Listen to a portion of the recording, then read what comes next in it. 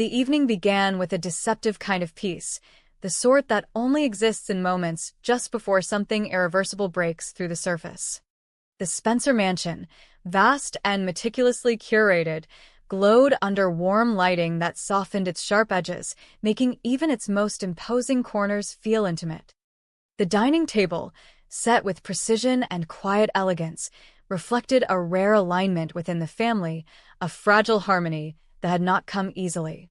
Bill sat at the head, not as a tyrant in that moment, but as a man attempting, however imperfectly, to reclaim some sense of unity with his sons and the woman who had endured his storms.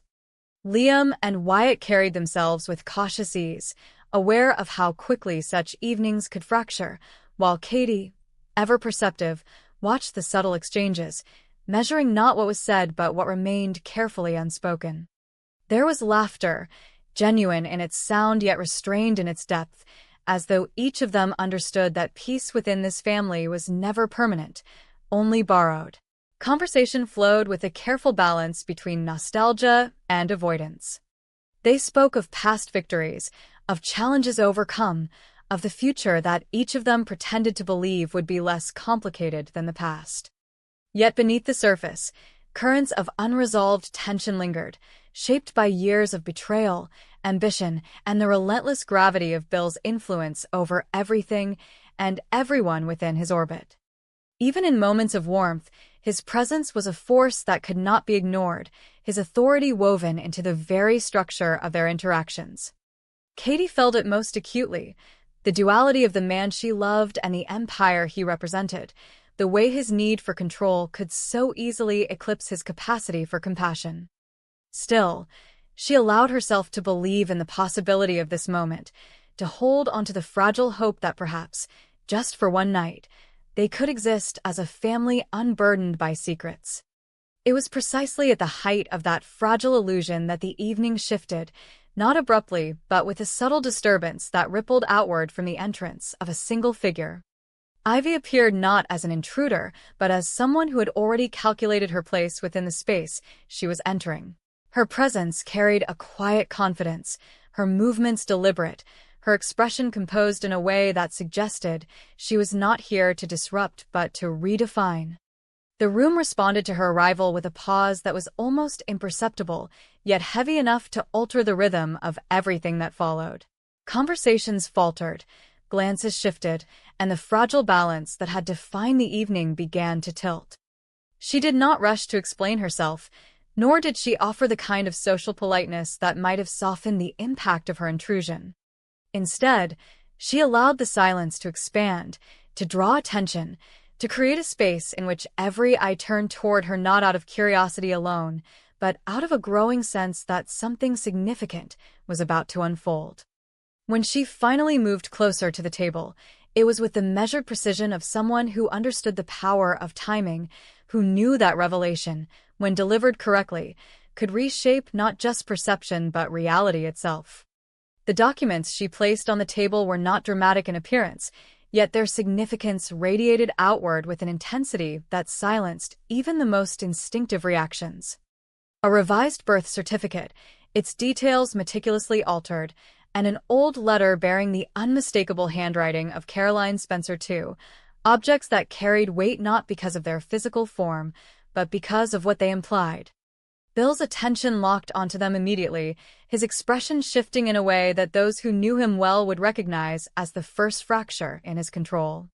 He did not reach for them right away, as though some part of him understood that once he did, there would be no returning to the version of reality he had inhabited moments before. Ivy's voice, when it finally broke the silence, was calm, almost detached, yet every word carried the precision of a blade. She did not dramatize her claim, did not raise her voice or seek validation through emotional appeal. Instead, she presented her truth as something undeniable, something that existed regardless of whether it was accepted or rejected. She spoke of a past that had been carefully hidden, of a relationship that had never been acknowledged, of choices made in silence that had now returned with consequences too large to ignore. And then, with a composure that bordered on unsettling, she declared what none of them had been prepared to hear, that she was Bill's daughter, the result of a long-buried connection that had remained hidden in Australia, far from the reach of the empire he had built. The words did not echo, they settled, heavy and immovable, altering the space they occupied. Bill remained still, his mind moving faster than his body, processing not just the claim itself, but the implications that spread outward from it in every direction.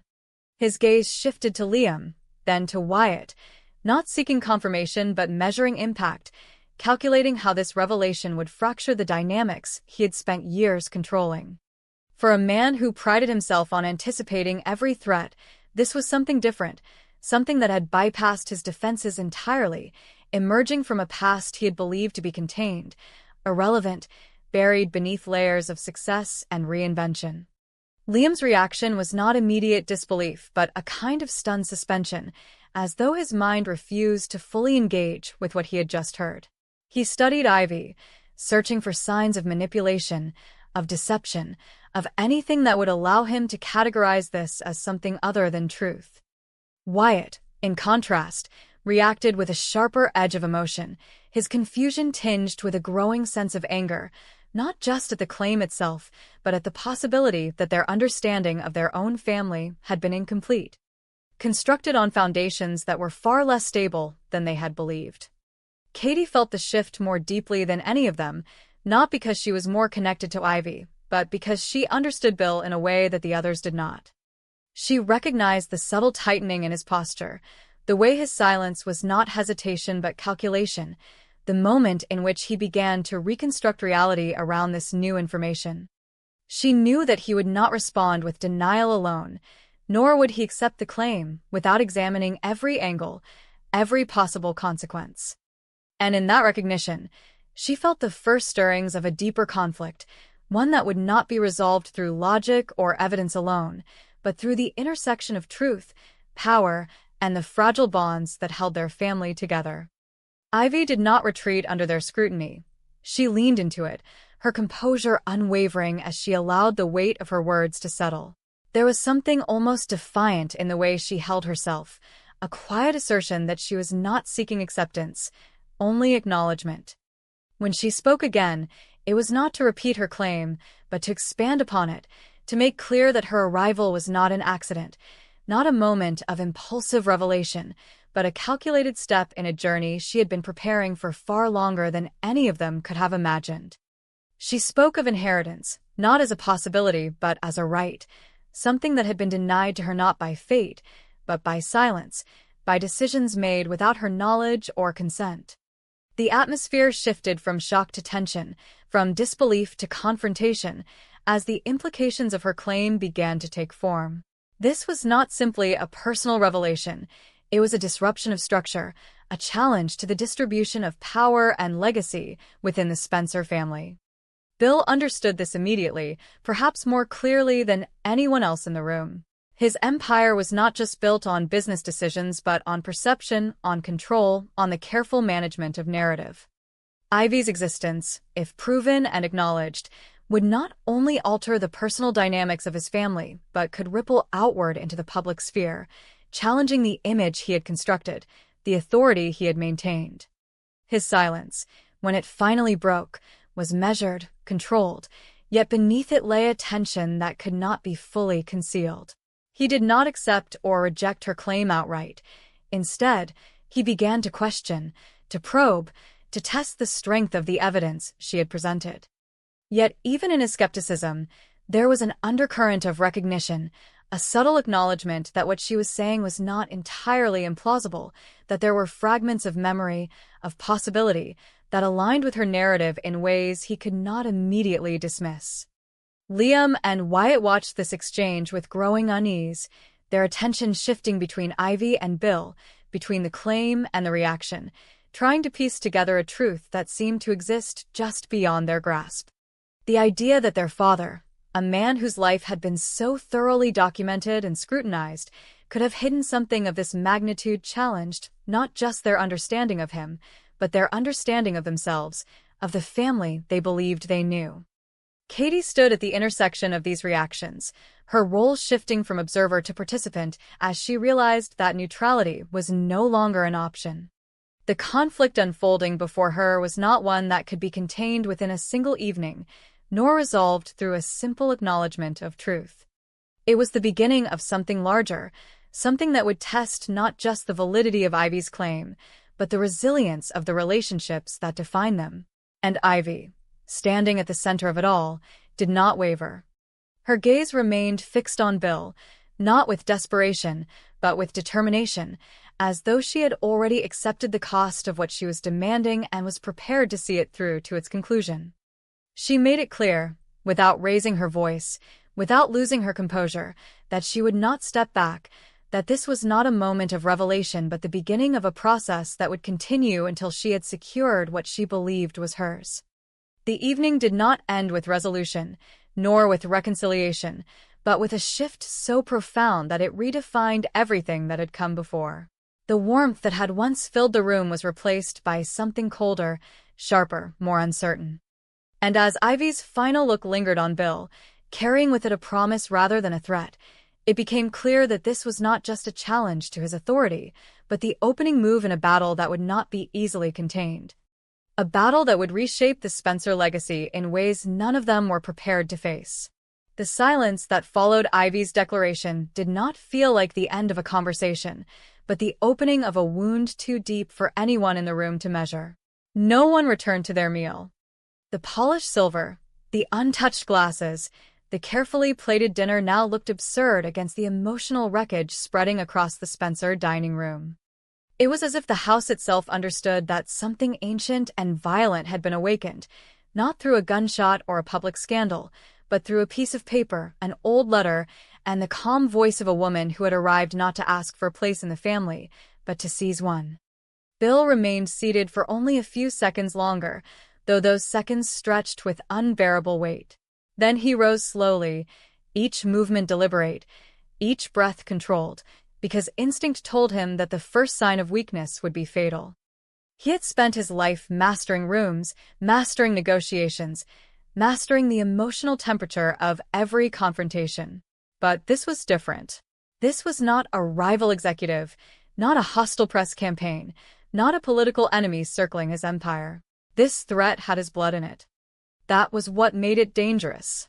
Ivy watched him with unnerving steadiness, her eyes holding none of the nervousness that might have made her easier to dismiss. She had not come into that room hoping to be believed. She had come prepared to be doubted, to be insulted, even to be thrown out.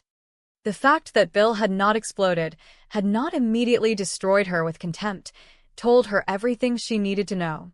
Somewhere beneath his anger, beneath his pride, beneath the machinery of his suspicion, he recognized the possibility that she was telling the truth. That possibility was enough. It was the first crack in the wall, and Ivy had spent too many years standing outside too many locked doors to fail now. She had not crossed an ocean and entered the lion's den for a half-victory. She wanted recognition, legitimacy, and power. More than that, she wanted the family to feel what she had felt for years, the humiliation of being forced to exist on the outside while others sat comfortably inside an inheritance built on secrets. Liam was the first to break under the pressure of uncertainty. He stepped away from the table and paced slowly, his mind trying to assemble logic from fragments that refused to fit together. He had known Ivy in another context, under other emotional conditions, and the woman standing before them now seemed both familiar and utterly transformed. This was not the Ivy shaped by romantic complications and old emotional wounds. This was a woman operating with purpose, sharpened by grievance and sustained by a private certainty no one else in the room yet possessed. Liam kept looking at Bill, searching his father's face for signs of outright dismissal, but what he found instead disturbed him more deeply: calculation. Bill was not rejecting the claim. He was evaluating the damage. That meant Liam had already stepped into a world where the impossible might be real. And once that door opened, every memory became unstable. Every old story suddenly felt incomplete. Wyatt reacted more viscerally. His disbelief was hotter, less contained, because unlike Liam, he had always been more openly sensitive to the instability of the Spencer family myth. He had seen how quickly the rules changed, How often love and loyalty in this family were rearranged by betrayal, ego, or buried history. The idea that another sibling could materialize from the shadows and demand a share of their father's name and fortune did not just offend his logic. It offended his survival instinct. He was not ashamed of the fear that rose in him, though he disguised it as anger. He demanded answers, not because he thought answers would fix anything, but because anger was easier to carry than vulnerability. If Ivy was lying, he wanted her exposed. If she was telling the truth, then the family he thought he understood had just become even more dangerous than he feared. Katie felt herself splitting in two as the room tightened around them. One part of her wanted to intervene, to slow the descent, to remind everyone that evidence still mattered, that claims this explosive had to be tested before they were allowed to destroy what remained of the family's fragile structure. But the other part of her, the more intuitive and more wounded part, understood that the real damage had already been done. Whether Ivy's claims survived scrutiny or not, the emotional violence of her arrival had already taken root. Bill would never again look at his past as neatly sealed. Liam and Wyatt would never again assume they knew the full scope of their father's betrayals. And Ivy, no matter what happened next, had already inserted herself into the center of Spencer history. Katie also sensed something else, something colder and more alarming. Ivy was not improvising. She had rehearsed this moment in her mind for years, perhaps in countless variations, until she understood exactly how to use restraint as a weapon. That kind of discipline did not come from fantasy. It came from pain shaped into strategy. Bill finally took the papers in hand. His fingers were steady, but the stillness in his face had begun to harden into something more ominous. He read the amended birth certificate first, then the letter from Caroline Spencer too, and for the first time that night, the old confidence in his posture faltered. The letter did not merely suggest a hidden affair. It carried the emotional tone of someone who had spent years living beside an intolerable truth. Caroline's words were careful but unmistakable, laced with guilt, warning, and the bitter tenderness of a woman who had witnessed damage she could not publicly correct. She had not outright confessed everything, but she had written enough to transform rumor into probability. Bill hated that immediately. He hated that the dead could reach through paper and weaken the fortress he had spent decades building. He hated that history, which he had always treated as clay to be reshaped, had arrived tonight in handwriting that could not easily be bullied. Still, even as something old and uncomfortable stirred in the back of his memory, Bill refused to surrender control. He set the documents down and turned the room colder with a single look. His voice remained low, but the danger in it spread instantly. He told Ivy that papers could be forged, letters could be manipulated, stories could be rehearsed, and that if she expected him to hand her a place in his family and a claim to his empire based on theatrical timing and selective proof, she had badly underestimated the man she was confronting. Yet even as he said it, he was buying time, testing her reaction, measuring whether she would flinch. She did not. Instead, she smiled again, not widely, not triumphantly, but with the contained confidence of someone who had expected exactly this response. Then she delivered the next blow with devastating precision. She said she had already arranged for a DNA test, not one that depended on Bill's cooperation, but one built from existing biological material and cross-referenced through channels that would withstand challenge. She had not come asking for an investigation. She had come after beginning one. That revelation shifted the balance of power in the room. Liam stopped pacing. Wyatt went still. Katie looked toward Bill with a mix of alarm and understanding because now she could see the true structure of Ivy's plan. The documents had only been the opening move. The real strategy was pressure. Ivy had already anticipated denial, anticipated threats, anticipated Bill using his wealth and influence to slow or distort the truth. So she had built layers. She had come prepared not only with emotional provocation but with procedural force, the kind that could drag this private nightmare into the public sphere if Bill refused to manage it. And that, more than the possibility of fatherhood itself, struck at the core of Bill's fear. Not because he feared shame in the ordinary sense. Bill Spencer had survived scandal, weaponized scandal, even thrived on it when necessary. But this was different because it involved succession, legitimacy, inheritance, internal fracture, and the possibility that investors, enemies, and opportunists would all smell blood at the same time. The dinner ended without anyone calling it over. It simply collapsed under the weight of what had entered the room. Ivy left on her own terms, but not before turning one last time to Bill and telling him, with chilling composure, that she was done being patient with other people's comfort. The years of silence were over. She had spent too long watching the Spencers occupy every seat at the table while her life was shaped by absence, rumor, and deliberate erasure. She would not be denied now, and she would not disappear quietly if forced into war. When she walked out, she left behind more than documents. She left behind a destabilized family and a question that would poison every interaction until it was answered. The hours that followed were among the longest the Spencer mansion had endured in years. Liam and Wyatt remained, not because they wanted to continue the evening, but because leaving felt like surrendering their claim to the truth. Bill retreated to his office, the one room in the house where he still believed control could be restored through strategy. Katie followed him after a delay, not as an ally and not as an accuser, but as the only person in the house who understood the difference between Bill when he was wounded and Bill when he was dangerous. Tonight he was both. She found him standing near the window, one hand braced against the desk, the city lights beyond the glass reflecting back a version of himself he no longer fully trusted. He did not speak immediately. That alone told her how deeply Ivy had reached under his skin. When he finally spoke, his voice carried a bitterness that was not entirely aimed at Ivy.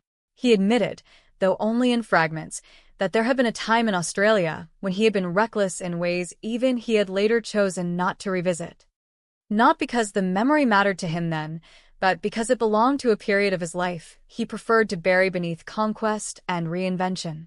He could not say with certainty that Ivy was his daughter. But for the first time, he could not say with certainty that she was not. Katie listened without interruption, her heart tightening not out of moral shock but out of exhausted recognition. Bill's past had always been a graveyard of unfinished consequences. The difference now was that one of those consequences had acquired a face, a voice, and a will as relentless as his own. The next morning brought no relief. Instead, it brought movement. Bill summoned lawyers before breakfast, set private investigators in motion by noon, and began building defenses before the official DNA results could even land. He framed it as prudence, as necessary caution, but everyone close enough to see the machinery turning understood the deeper truth. He was preparing for war, because he believed Ivy was doing the same. He ordered a full review of any private correspondence connected to Australia, any old financial records, any discrete settlements or travelogues that might corroborate or dismantle her narrative. The empire had been